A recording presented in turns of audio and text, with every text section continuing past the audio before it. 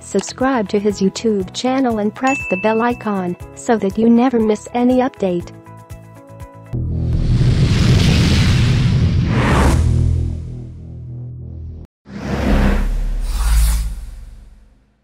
So, welcome everyone to the second session of Facebook Live AMA series hosted by Inc42. This is Pallav from Inc42 team, and for today's session we have super talented guest with us.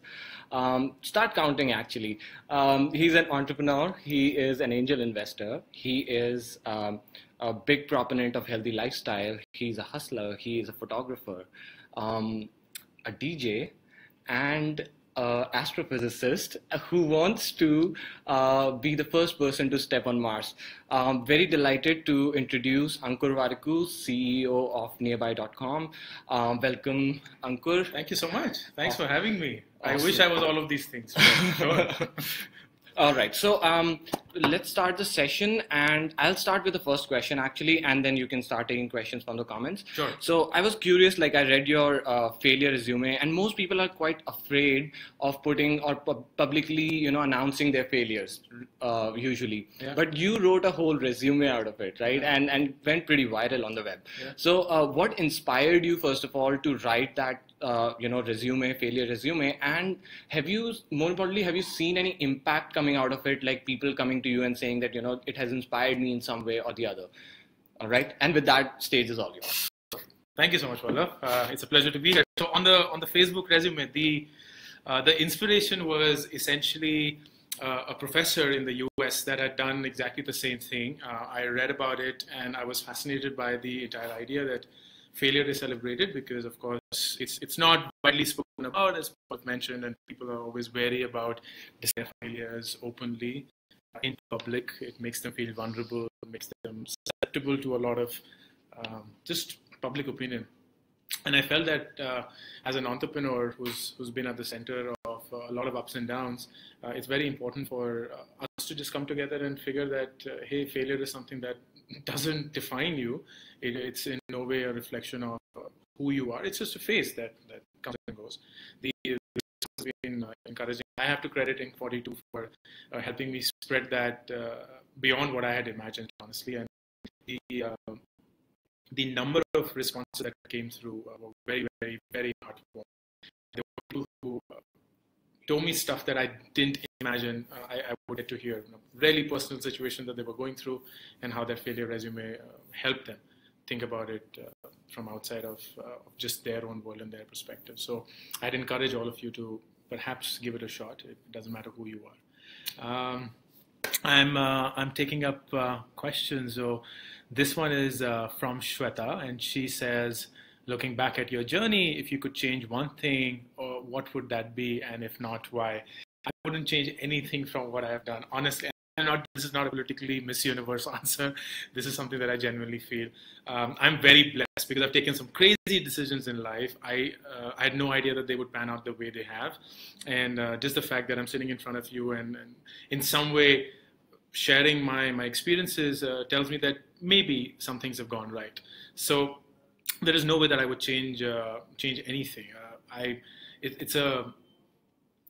It's almost like this trap that we fall into, where we're always thinking of what are the possibilities that our life could have emerged from, and what if I had done that, and what if I had done that, and so on. But I think it's a very wise approach, where you would just take life the way it has come through, always optimizing for the process that you follow rather than the goal you've set out to be.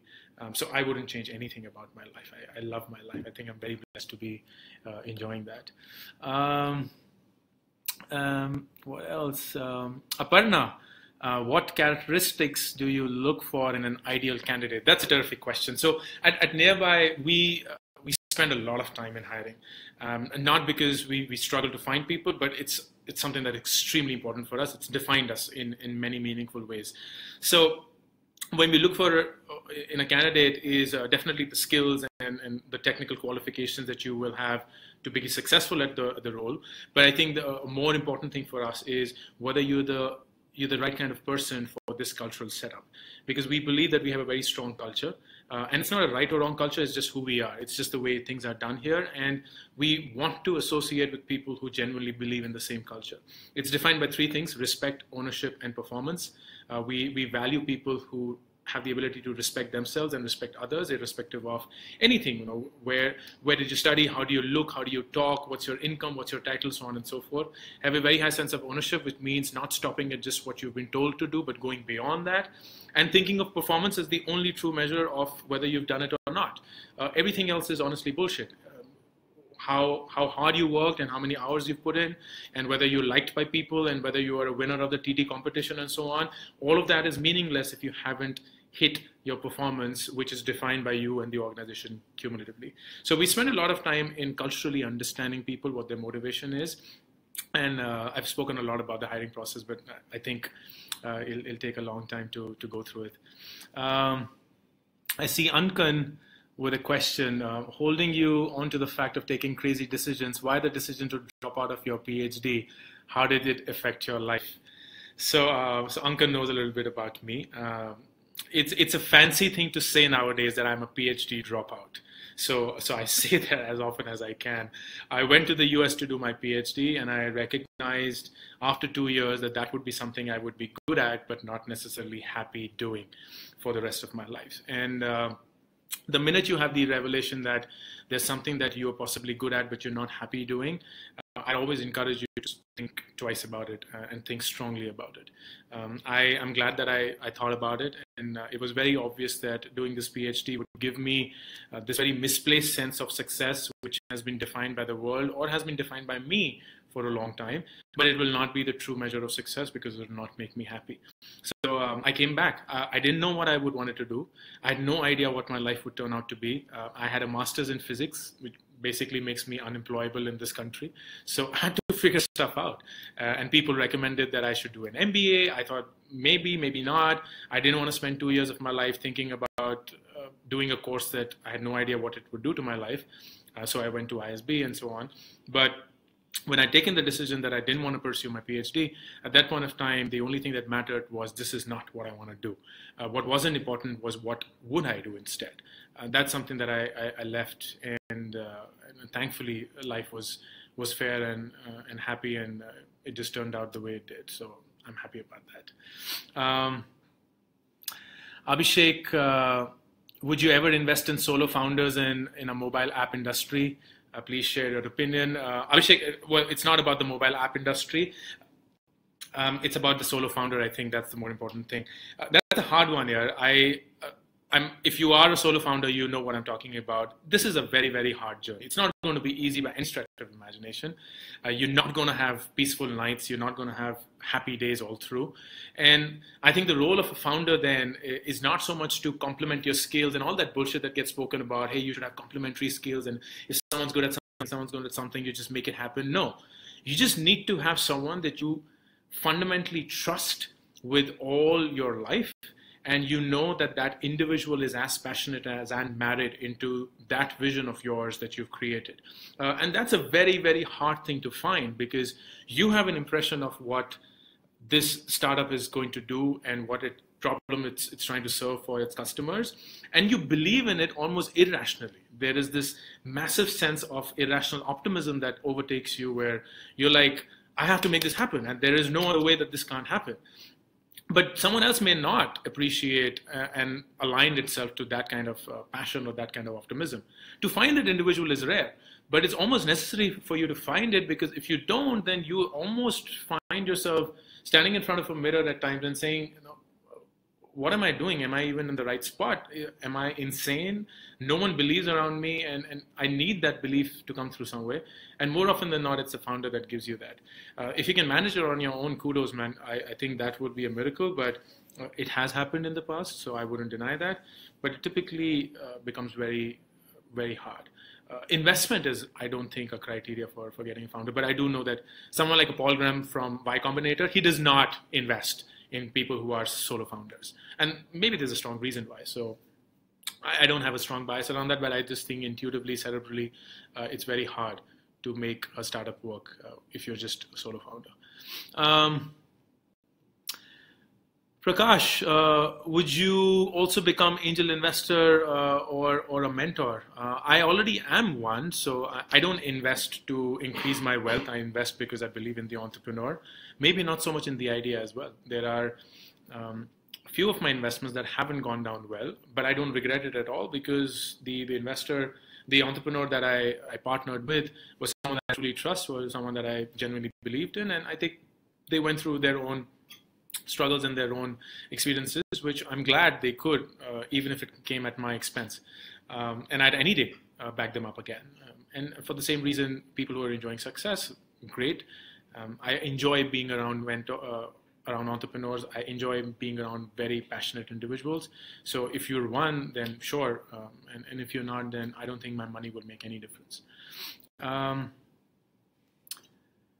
Okay. Divya is, how will you summarize your Nearbuy journey, the 3 biggest moments you look back on? That's a very hard one.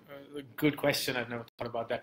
I don't think I'll be able to summarize my Nearbuy journey in a constructive manner. It's been a fascinating ride. I would not trade this for anything else. Right now, I'm just emotionally, physically, psychologically just married into Nearbuy, and I fundamentally believe in the purpose that we are driven by. I genuinely believe that there is a massive problem that we're trying to solve, and it's been not an easy journey, but a very fascinating one, because we came from the Groupon world, and we were Groupon for 4 years, and we had an identity that was married into the parent brand of Groupon. And then we became Nearbuy, but the hangover still remained, understandably. It's taken us a long while to get rid of it. So people still think of us as the deals and discount site, and they're not wrong in thinking that way, because we haven't done enough to break that myth.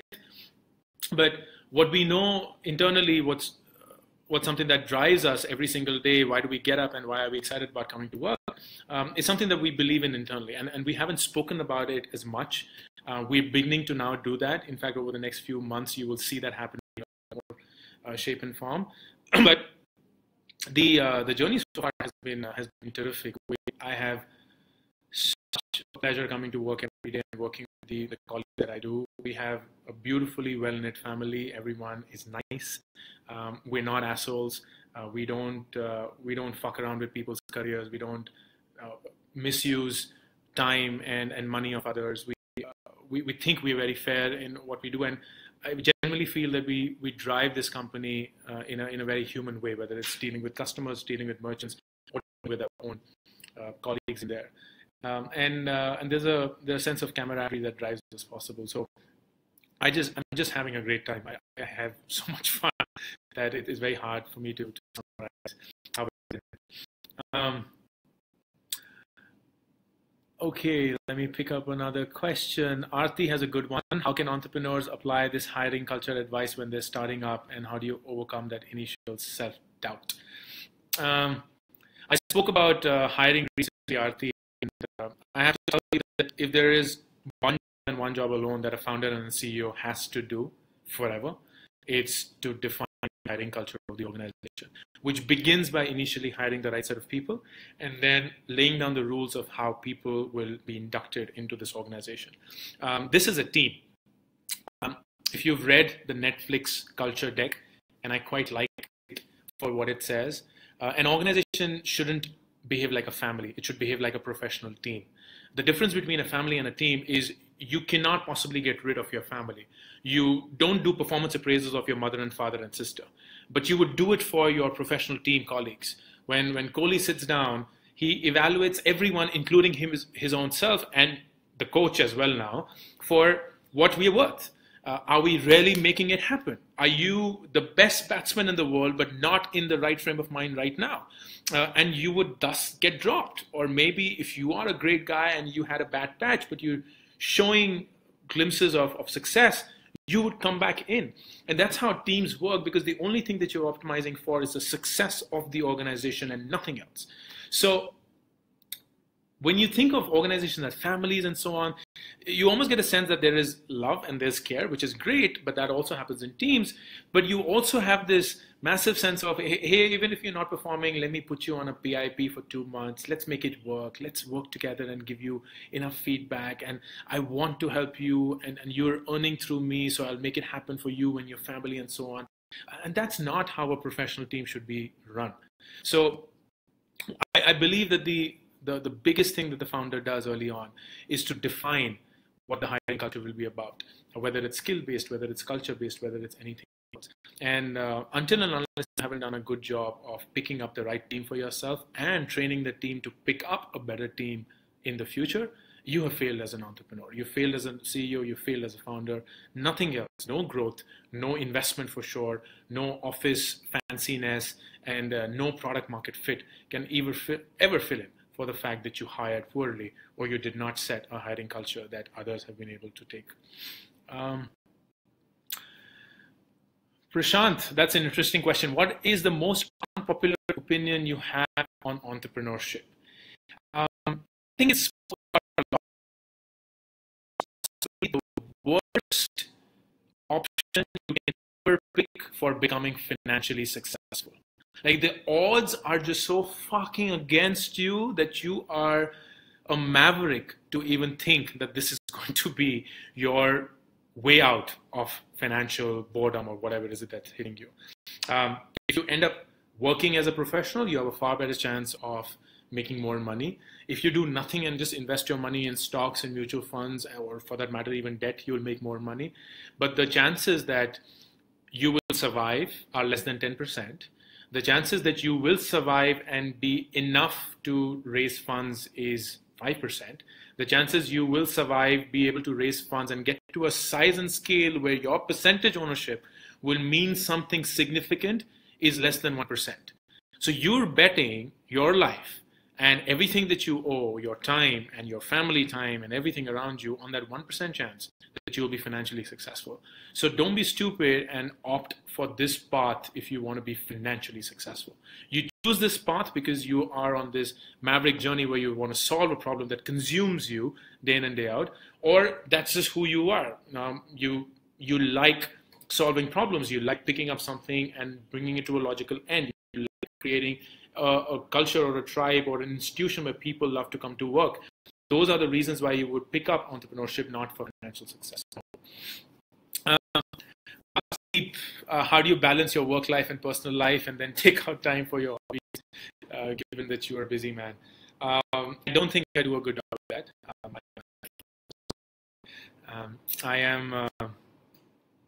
I'm an admitted workaholic, and I love my work to the extent that that's the most important thing in my life and nothing else. I have that's not to suggest that's how it should be. So I'm not proposing that that's the right way for entrepreneurs to live. That's just who I am. I do make time. I like to believe that I'm a good time manager. So I get up really early. I spend time with myself. I get my son ready for school. I go and work out. I start my day early. I'm always on my phone. I'm always checking my emails. I have long days. I come back home. I sleep by at best 11, and I try to manage my time within. So I'm always doing several things within a day. I'm not multitasking because I hate the fact of doing multiple things at the same time. That's not focus, but I have the ability to switch from one task to another and be as committed to that task when I'm in it. That helps me become very efficient with my time. That somehow manages to bring in some semblance of work-life balance, if you will. Okay. I'd like to pick up Bharat's question. Are you excited about Game of Thrones? Okay, so here's something that I have to tell you guys, and you may want to sit down. I have not watched even a single episode of Game of Thrones. I have no fucking idea what the deal is all about. I have no idea. Nothing. So yesterday, and it's funny that you asked me this question. Yesterday, I think trailer 7 or something came out, and the world is just going crazy, or season 7 or trailer or something like that. So my Facebook feed is all about this is happening, that is happening, ye wo vagara vagara vagara. And then during the India-Pakistan match, there was this massive advertising that was of course going on, and every second ad is of a fucking phone that does selfies better than everyone else. And I'm like, bhai saab, there are people dying in this world. There is shit that this country is going through for whatever reasons. There is this asshole of a president that the US has elected and is jeopardizing the future of this world in no, let's say, small feat. And here we're optimizing about the generation who's saying, yeah, how do I get a better selfie clicked? Or here's the next Game of Thrones. No, I don't mean it as, of course, being disrespectful. It's entertainment, for sure. No, I use my entertainment in other ways, but I have no idea what Game of Thrones is all about. I watched television, which is the India-Pakistan match, after I think some 6 or 8 months. I haven't watched Game of Thrones. I haven't watched House of Cards. I haven't watched Narcos. I haven't watched Queen, or I don't know, something like that. I don't watch Netflix. I only watch documentaries on Netflix. So, boring guy. After that, I don't drink. I don't smoke. I'm a vegetarian. And there are a lot of people. I don't have tea. I don't have coffee. I don't have juices. I don't have Coke or Pepsi or Thumbs Up. So people are like, why the fuck are you alive? Like, maybe because I've just made it to work and nothing else. Nandan, can you tell me, how did you end up being an entrepreneur and started? It's an interesting journey, Nandan. I was, after ISB, which was where I did my MBA, I was a management consultant for 3 years. Had a great time. And then one chance evening with a batchmate from ISB led me to my first startup, where he was already in it. And he asked me if I wanted to join. I said, maybe not now. Let's bring it to a certain size that I could at least get paid something so that I can manage my bare bone expenses. So for a year, I worked at my consulting gig while helping part-time in the startup. And after a year, we got to a shape and size where I took a 70% pay cut, and I joined in as a co-founder of that startup, ran that for 1.5 years, exited that. And then I was looking for my next opportunity. There was this relatively young company called Rocket Internet, which was setting up. So I joined them as a founding member of the India team. I set up what eventually became Jabon.com. And through that, I joined Groupon, ran that for 4 years, and then bought the Groupon India business from Groupon to convert it into Nearbuy. So I can't take credit for starting Groupon, but I can take credit for coming up with the idea of Nearbuy and now hoping to make it into a very different entity. But that's been my brief journey. Sort of, you love physics. I love physics. I still do. I was a physics student. I did my master's in physics. I did my bachelor's in physics as well. I love going back to physics at the smallest excuse. And it still fascinates me. So for me, laws of motion and thermodynamics were my favorite subjects. Okay. Kranti asked this question, and I'm so glad you asked this. Can you share one thing which startup culture in India is missing compared to other countries? We do not believe in sharing. Remember that guy in school who used to top the class but never share his notes because he feared you would top the class if you had his notes? That's exactly the mentality that is in startup. It's just so fucked up on so many counts, because here's the deal. We don't know shit. None of us, including the top entrepreneur, whoever you think it is in India, knows what he or she is doing, because the industry and the ecosystem in itself is just very, very young.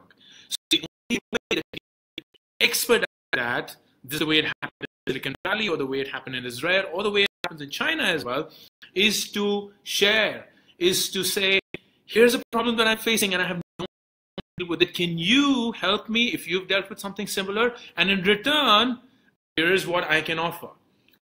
I have nothing and I don't need anything from you. Let's just catch up. Let's just have a conversation. Let's just exchange ideas. I am on talking terms with a lot of my so-called competitors. And some of them may not choose to spend time with me, which is their call, but I'd love to spend time with them. I have no qualms in saying what my top line is, what my P&L is, how many people do I have, what my salary is, or anything like that, because none of that makes my competitor stronger than me. I run this business. I fucking know how to drive the nuts and bolts of this every single day. And just because someone has a P&L of mine does not make him or her smarter than what it is that I do. So for me, I think it's just very crazy that we don't share enough, and we don't collaborate enough, and we don't exchange ideas, and we want to do everything on our own. Every company wants to build a world, and every company wants to run the e-commerce destination, and every company wants to do content. No, you shouldn't. You shouldn't. All our food and beverage at Nearbuy are powered by Zomato. Guess why? Because Zomato is a great brand name for ratings and reviews. And all our ratings of hotels are powered by TripAdvisor. Guess why? Because TripAdvisor is a great ratings and reviews place. Does that mean we don't have ratings? We have 2 million ratings. We have 2 million merchants or 2 million ratings for all the merchants that we have worked with. So any day I can switch over from any other rating to mine, but I don't do it because that's not how the consumer wants it. So don't be in this self-appraising and this misplaced sense of self-righteousness that, hey, I am God and I'm going to do it on my own.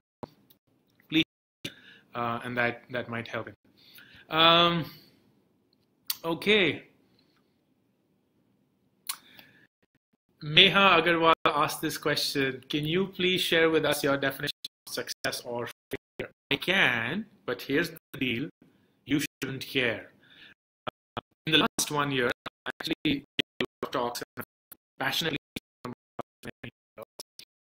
these mistakes most of us make in determine for us. We let the world define our success and failure. When you're in business school, someone's telling you, you got to go into consulting, man, because that's success. You're going to have at least an X lakhs package because that's success. You're going to have a title that is at least this much because that's success. Oh, fuck, you are joining a creative agency. Wow, you're just so fucked. Oh, shit, you are starting on your own and you have no idea. Oh, you're so fucked. Oh, you didn't get a job because you didn't want to sit for placements and you felt no company was worth it. You're so fucked. No, not. These are my choices. I will determine what success and failure is for myself. I will not let anyone else do that for me. Because here's the deal. We have grown up in an environment where everyone has told us what success and failure is meant to be, right from school. We were told कि IIT नहीं जाओगे तो तुम गंदे engineer बनोगे, और अगर तुम एम्स नहीं जाओगे तो गंदे डॉक्टर बनोगे, और अगर तुम NS नहीं जाओगे तो गंदे लॉयर बनोगे, and all that, to the point where all this just flows, just absolutely flows. Is उम्र में शादी नहीं करोगे तो शादी नहीं होगी, blah blah blah blah blah. And grown up figuring that yes, that is what I should go for. I have to buy my own car. I have to have my own house. I have to send my kids to this and this school. Don't let anyone else define your success or failure. You define it for yourself. It may still be what the world thinks should be success and failure, but at least you've given it enough thought to define it in your own merit, and you cannot let anyone else define it for you. Because if you let anyone else define your success and failure, you will be frustrated. You will be frustrated because you're not able to hit it, and someone else is just placing that benchmark on how you should do it or not. Kunal, how does a regular weekday look like for you? What are the things you devote your time to, and how do you organize your day? So I can quickly walk you through my day. I get up at 5 every day, and then from 5 to 6 I am reading or writing or singing or doing something, even meditating at times, but I don't do it as regularly as I should. From 6 to 7 I get my son ready for school, and I drop him at the bus stop. At 7 I go to the gym, come back at 8. Between 8 and 8:30 I just get ready, have breakfast, leave for work, and then it's a series of meetings, productive meetings. If I don't have meetings, I just block myself and do nothing, just thinking. One thing you should know if you're an entrepreneur, or even if you're not, is every single hour that you're spending with yourself and is actually making the company better. There is this notion that if you're not working, you're not contributing, especially if you're a founder or a CEO, but that's a notion. You spend time in reading the right stuff and meeting the right people, watching the right videos, and getting inspired the right way, or thinking about the company in a deep, meaningful way. That is the best investment that you make, because you'll be by yourself without any distraction. Or so.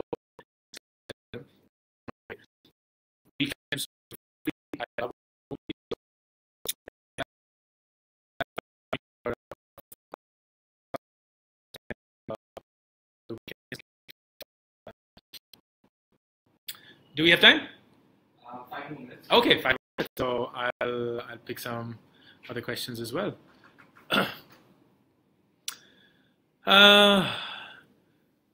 Sonia, thank you for not watching Game of Thrones. Thank you. That makes it two of us. Okay. No, Ashwin, I haven't watched Breaking Bad as well. Pankaj, everyone's betting high on referral programs. Still, Nearbuy has stalled its referral program. Don't you have FOMO on losing new customers? One thing that I genuinely am proud of is that I do not suffer from FOMO at all. I don't know what it is to suffer from FOMO because I don't even know what. As I mentioned, I'm a very dry person, so no alcohol, no smoking, no non-veg, no tea, no coffee. So, what miss karunga? There's nothing else to miss out on.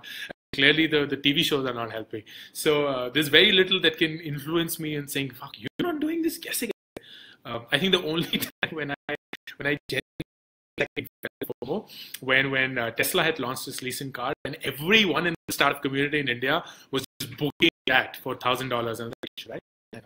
Then I said, "No, yaar, baad mein le lenge." But yeah, it's a different thing. Okay. I just see. Thank you, Divya, for your kind words. Prashant, how do you build a consumer culture around your product? That's a great question and a good one to end at. So, this is the hardest thing to do, Prashant, and I'm glad you asked this question. A lot of companies say that, hey, I want to be product first, and I want to build a consumer angle to the product, and I want to be first and think about how it's done. It's rarely said and done. How many consumers do you speak to every day? I get about 30 emails from consumers every day that I personally reply to. I speak to about 50 consumers on every weekly basis, just getting to know how nothing else. There's no agenda. I'm definitely not going to correct them if they feel something wrong about what we're doing when it's wrong. But the fact is that you're just listening to consumers, and everything then that flows back into our product roadmap is defined from these conversations. It's not driven by what Ankur Warikoo, the founder of Facebook, should do. It's driven by generally consumer reactions and interest into how they would want to see Nearbuy shape up. We may not be as fast in responding to that because we, at least in our own head, has a priority definition. But I am yet to, and I don't say this in a fashion that is pompous. I'm yet to ever have any feedback come in from customer that we haven't thought of already.